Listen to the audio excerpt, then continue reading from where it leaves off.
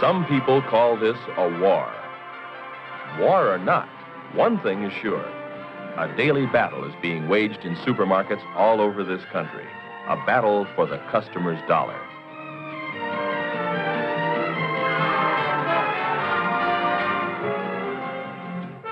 If a store is to make a profit in the face of today's stiff competition, everyone in it must give his full effort.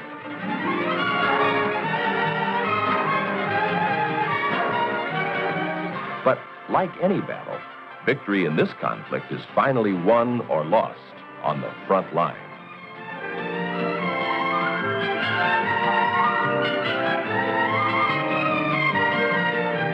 With literally millions of dollars at stake, success is measured in pennies. The checker plays a key role in this daily struggle.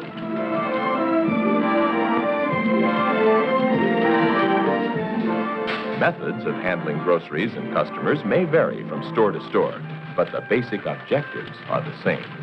Check the customer's purchases accurately, ring them up correctly, and collect the money for the store. And there's more, much more. Probably no job in a supermarket affects the store's success more than that of a checker. Her every action reflects on the store and its entire staff. She is a shopper's last, and often only, personal contact with the store. To the customer, the checker is very important. Her responsibilities are great and varied. But with all of them, one of a checker's primary obligations is to keep the traffic moving. Sometimes a checkout lane begins to resemble a crowded thoroughfare. When jam-ups form, they're hard to get rid of. And the analogy goes much deeper. The colors of traffic control, red, yellow, and green, have a real relationship to the science of good checking.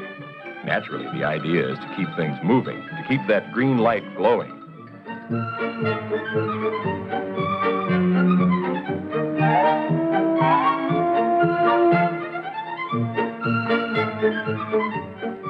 Good checking really boils down to the same essentials, no matter what type of equipment your store uses.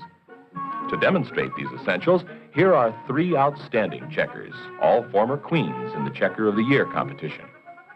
Meet Ruth Bussey of the B&B Supermarkets in Tampa, Florida. A checker for 10 years now, Ruth was chosen International Checker of the Year in 1964. Next to Ruth is Pat Hilton of the Alpha Beta Supermarkets in La Habra, California.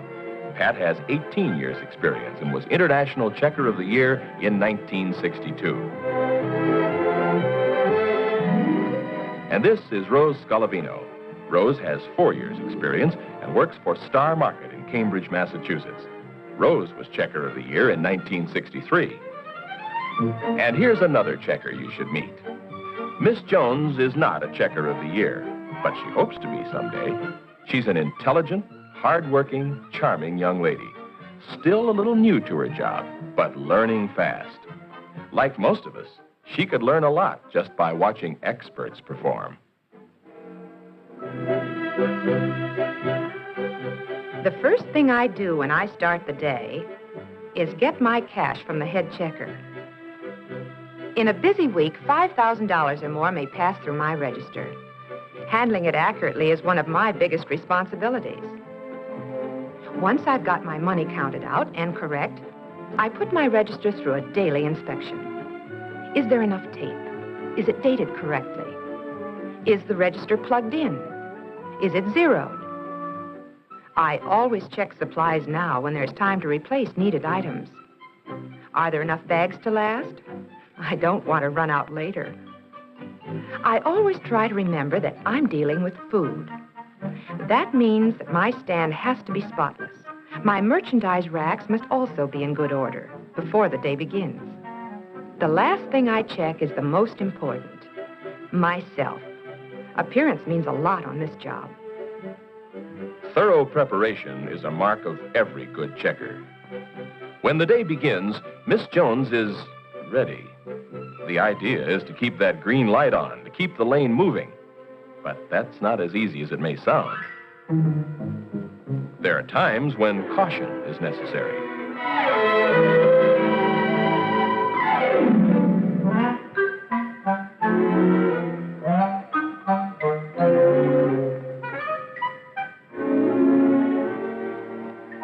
sometimes you must stop altogether.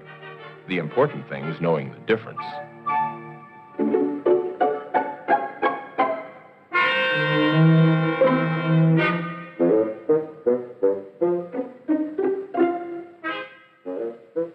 But so long as you observe the basics, things will keep moving smoothly. Watch an expert.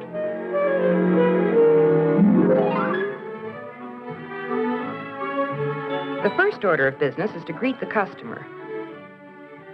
Then comes an important moment of caution. Is the bottom of the cart empty? I always make certain there are no missed items that might get through unchecked, and ring this up as a signal to myself that I've checked the cart. And most importantly, I keep it pleasant and matter-of-fact. No customer likes to think she is suspected of shoplifting. Ring up the right price and press the right department key. These keys are important to the store's records and planning. Checkers are bookkeepers, too. Multiple priced items should be checked together. Try to hold the first items in this group until they can all be checked through at once. Multiple pricing used to frighten me. I'm not much on fractions. Now when I see an incomplete group like this, I just slow down a second to be sure I've got the price right. This is what the fraction chart is for, and I use it. There's no such thing as an almost right in this business. If I overcharge, I cheat the customer. If I undercharge, I'm unfair to the store. Fractions mean you charge the next penny. Dropping the fraction can be costly. It might well represent the entire profit on this order. Here's another pricing problem, a price smeared beyond recognition. How do you decipher it? This is one time I stop everything. I don't guess. I ring for my supervisor and set the smeared item aside until she comes. In the meantime, I can continue putting the rest of the order through. Although I study the prices and know the specials, I'm always on the lookout for certain booby traps. Some items, like soups, have different prices for different types.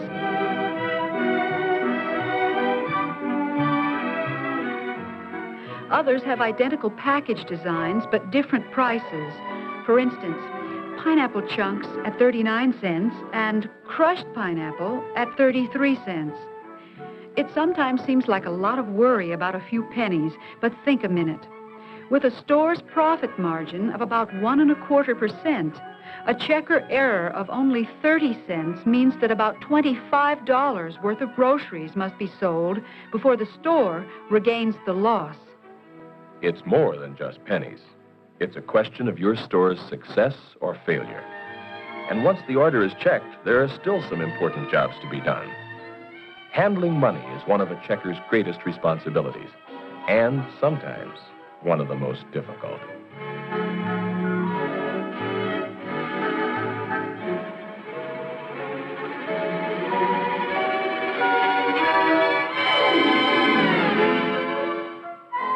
Handling money is largely a matter of knowing the rules and following them to the letter. There are many systems, but generally your stores will be similar to this. Defer coupons until the order is paid for. Know your store's policy on check cashing and follow it closely. As you accept the customer's money, call the out of amount, such as $12.38 out of 20. Put the check or bill onto the slab and count the change to yourself, then to your customer. And never forget, thank you. Lastly, put the money from the slab into the register. And never leave your position with your register open.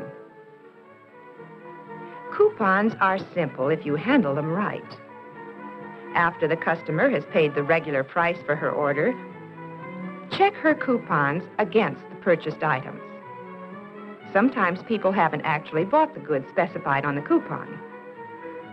Total the coupons, take the cash, and refund it to the customer, remembering to do so with a smile. This system makes your job easier and lets the customer know her coupons were credited. Trading stamps are simple, too. Be accurate. And remember, they are money. Giving a customer more than she is entitled to costs the store.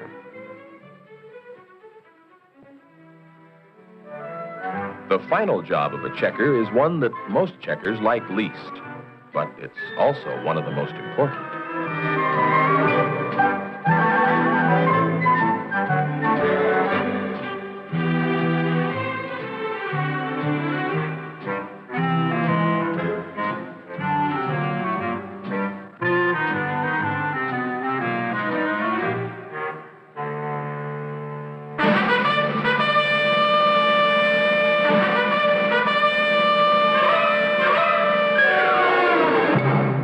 I guess I can't say I've ever enjoyed packing an order, but I know how much depends on it. It's one part of the store the customer takes home with her. Beginning with the right size bag, I pack heavy to light. That's also the way I'd send the order through if a bagger were working with me. After a solid base is made up with cans and other heavy items, I build up the sides with flats, putting glass and other fragile items in the center for protection. Meat, frozen foods, and ice cream should always be wrapped separately. Finally, light crushables go on top.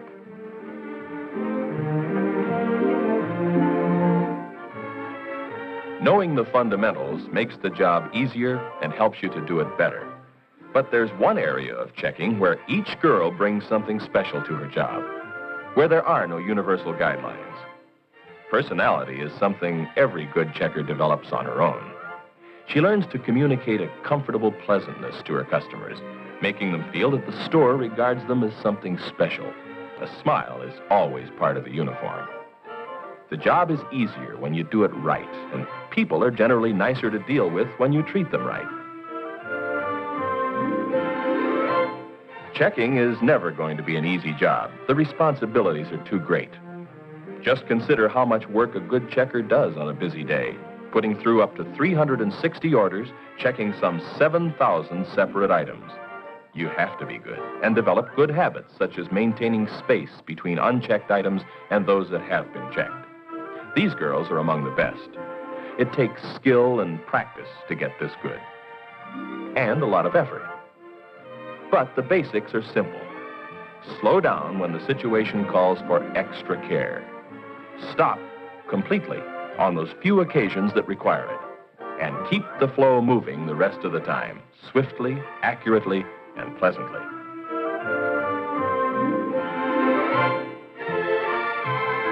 Remembering the fundamentals may make Miss Jones a Checker of the Year one day.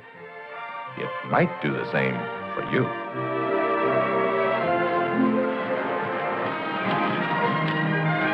This battle is won on the front line.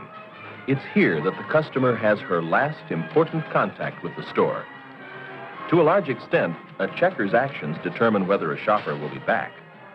It's a difficult job at times, but learning the skills we've seen demonstrated will help assure that it's done right and will make your task much easier.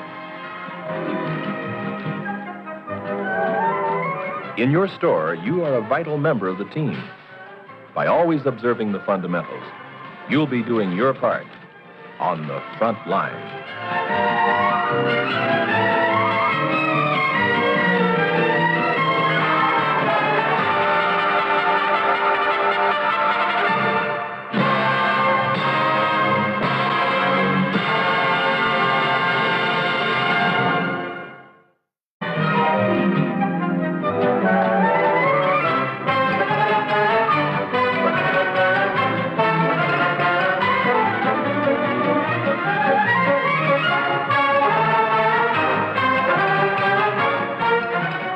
Some people call this a war.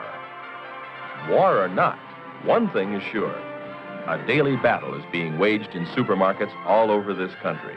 A battle for the customer's dollar.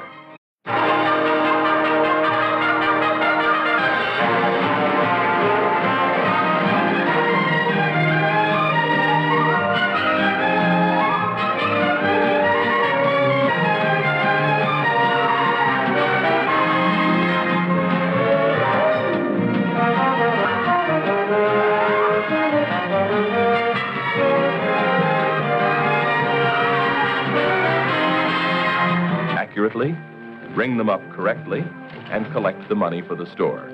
And there's more, much more. Probably no job in a supermarket affects the store's success more than that of a checker. Her every action reflects on the store and its entire staff. She is a shopper's last, and often only, personal contact with the store. To the customer, the checker is very important. Her responsibilities are... With literally millions of dollars at stake, success is measured in pennies. The checker plays a key role in this daily struggle.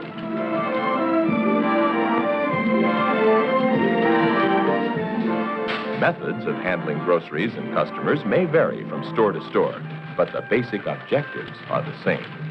Check the customer's purchases.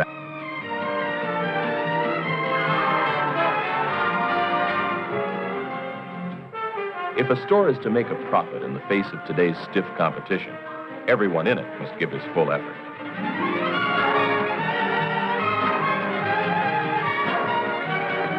But like any battle, victory in this conflict is finally won or lost on the front line.